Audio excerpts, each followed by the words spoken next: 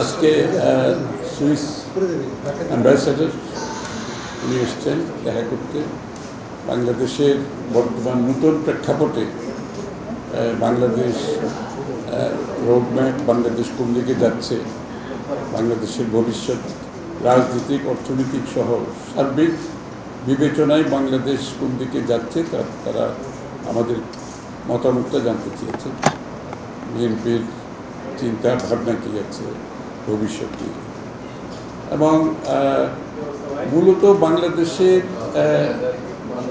রাজনীতিক অর্থনৈতিক সহ সব যে রাষ্ট্রীয় কাঠামোগুলো যে ভেঙে গেছে, যে জায়গায় এসে দাঁড়িয়েছে, এখান থেকে বের হওয়ার কী পথ, আমরা কি চিন্তা করছি আর ওরা কি করতে পারে এই ব্যাপারে, মূলত এটাই হচ্ছে তাদের উদ্দেশ্য।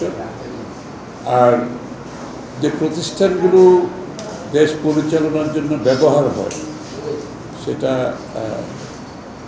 সাংবিধানিক প্রতিষ্ঠান কিংবা সাংবিধানিক বাইরে যে প্রতিষ্ঠানগুলো আছে, এগুলো যে একেবারে ভেঙে গেছে এবং একটি খুব খারাপ অবস্থায় আছে, এগুলোকে আমরা রেস্টোর কীভাবে করতে পারি, সেখানে আমরা আলোচনা করেছি যে প্রত্যেকটি ইনস্টিটিউশন যেগুলো আর্থিক খাত বলেন, রাজনীতিক বলেন,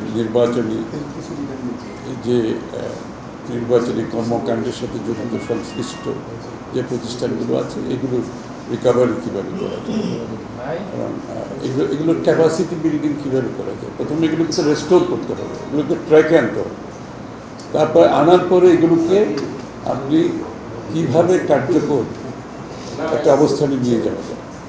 তো তারা তাদের পক্ষ থেকে সহযোগিতার আশ্বাস দিয়েছে যে রাষ্ট্রীয় প্রতিষ্ঠান, বিশেষ করে অর্থনৈতিক, রাজনীতি এবং সাংবিধানিক যে প্রতিষ্ঠানগুলো আছে, এগুলোকে ক্যাপাসিটি বিল্ডিং করার জন্য তারা তাদের সহযোগিতার কথা বলেছে।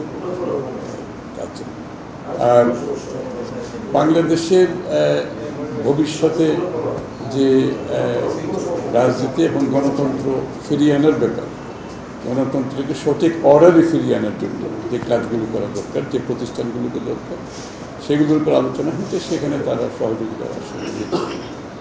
আর সবচেয়ে বড় বিষয় হচ্ছে বাংলাদেশ থেকে আমরা বারবার বলেছি যে $100 বিলিয়ন উপরে পাচার হয়েছে।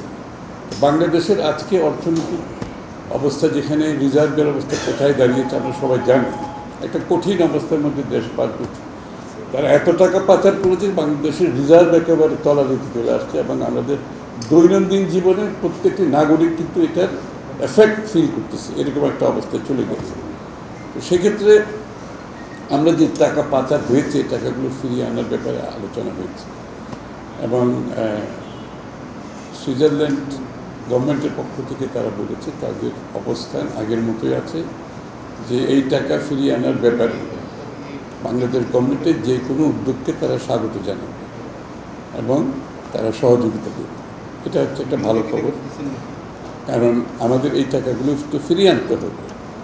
বাংলাদেশের এত সম্পদ লুণ্ঠন হয়েছে, এত সম্পদ বাইরে গেছে, যে এগুলোর আমরা যদি ফিরিয়ে আনতে না পারি, এই অর্থনীতিকে রিকভার করা খুবই কঠিন হয়ে যাবে। সুতরাং এই দিকটায় আমি মনে করি একটা তাদের সহযোগিতার যে একটা আশ্বাস আমরা পেয়েছি, তারা নিশ্চিতভাবে এখানে আমাদের সহযোগিতা করবে।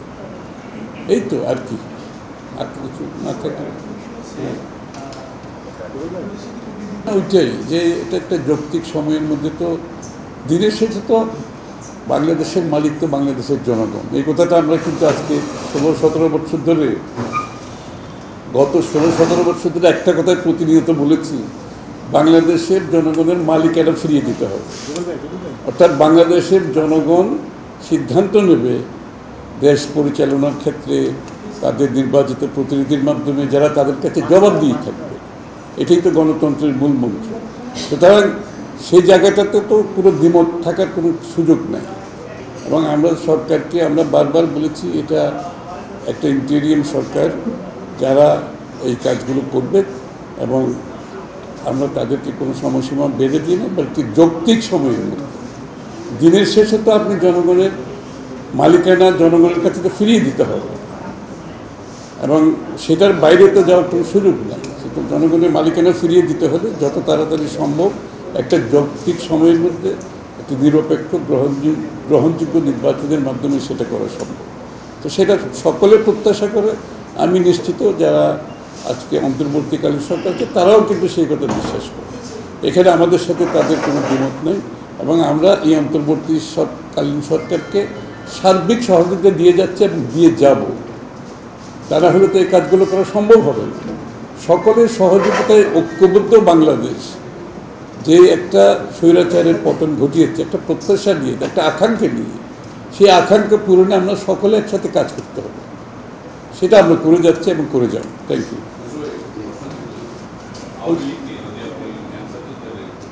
এটা অন্য প্রশ্ন যেতে লাভ নেই, মানে এইটা রিলেটেড হলে ঠিক আছে, বাট অন্য আমি তো এখানে পলিটিক্যাল কোনো করতেছি না, বুঝতেই পারতো, সরি আমি ওই জন্য বলতেছি। আমার কোনো অসুবিধা নেই, বাট কিন্তু ডাইভার্ট করলে তো তখন আবার অন্য জায়গায় চলে যাবে।